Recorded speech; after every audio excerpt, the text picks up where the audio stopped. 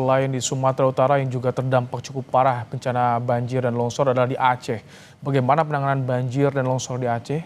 Kita tanyakan pada jurnalis Kompas TV Mustajab dan Putra Perwira Lubis yang saat ini berada di lokasi pengungsian di Kabupaten Pidi, Aceh. Selamat malam, Mustajab. Iya, malam Rahmat. Mustajab, kami ingin tahu terlebih dahulu bagaimana sejauh ini proses pencarian karena kabarnya ada 51 yang masih dicari korban di Aceh, Mustajab. Ya, baik saudara, memang hingga hari ini atau hari kelima sejak terjadinya banjir di Provinsi Aceh, tim semuanya sudah bergerak untuk melakukan penyelamatan korban dan juga pemulihan bencana ini di Provinsi Aceh. Yang kita tahu bahwa hampir 20 kabupaten kota di Aceh ini terdampak banjir yang terjadi pada Rabu yang lalu. Nah, penanganan sendiri hingga saat ini seperti yang diinstruksikan oleh Menteri Dalam Negeri dan juga pemerintah Forkopimda Aceh yang terus bergerak. Mereka menyampaikan bahwa untuk saat ini banjir yang melanda Aceh karena banyak infrastruktur yang kemudian harus didata kembali, ya termasuk juga warga yang menjadi korban dari peristiwa banjir ini, karena terjadi di hampir di seluruh kabupaten kota di Aceh, baik itu dari lintas timur mulai dari Banda Aceh hingga ke Aceh Tamiang.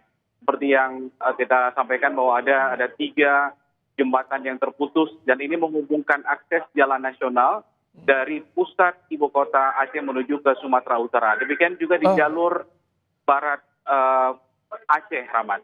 Baik.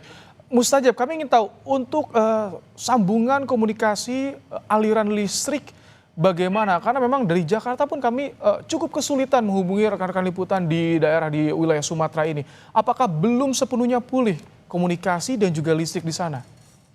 Ya, betul Rahmat. Jadi hingga saat ini infrastruktur listrik dan juga seluler belum sepenuhnya pulih.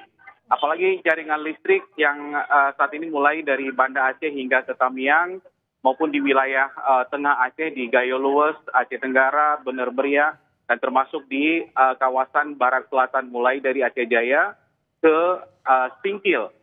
Dan ini karena memang diperparah dari 9 tower transmisi listrik milik PLN tumbang atau roboh pada saat banjir.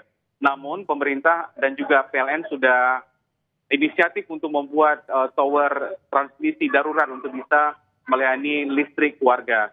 Memang realnya di lapangan saat ini ada beberapa titik yang listrik padam, kemudian ada yang sudah menyala. Kemudian ini juga bergiliran listrik hidup padam di Aceh untuk melayani.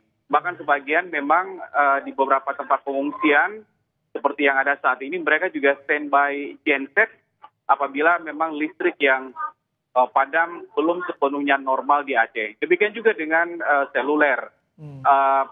Sinyal masih belum di semua tempat ini tersedia dengan baik. Apalagi di tempat-tempat yang berparah banjir, misalnya di kecamatan, di Kabupaten Gayo Luwes, di Aceh Tenggara, di Bener Meriah, yang putus total jangkauan dari wilayah tengah Aceh dan wilayah pegunungan di Aceh.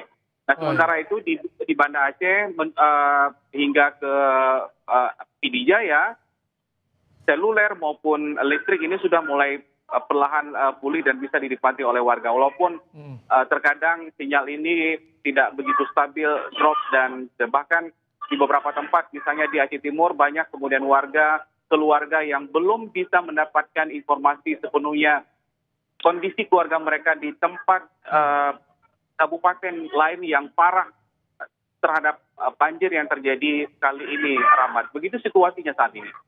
Baik, terima kasih Mustajab dan juga Putra untuk laporan Anda langsung dari Kabupaten Pidi di Aceh. Selamat bertugas kembali.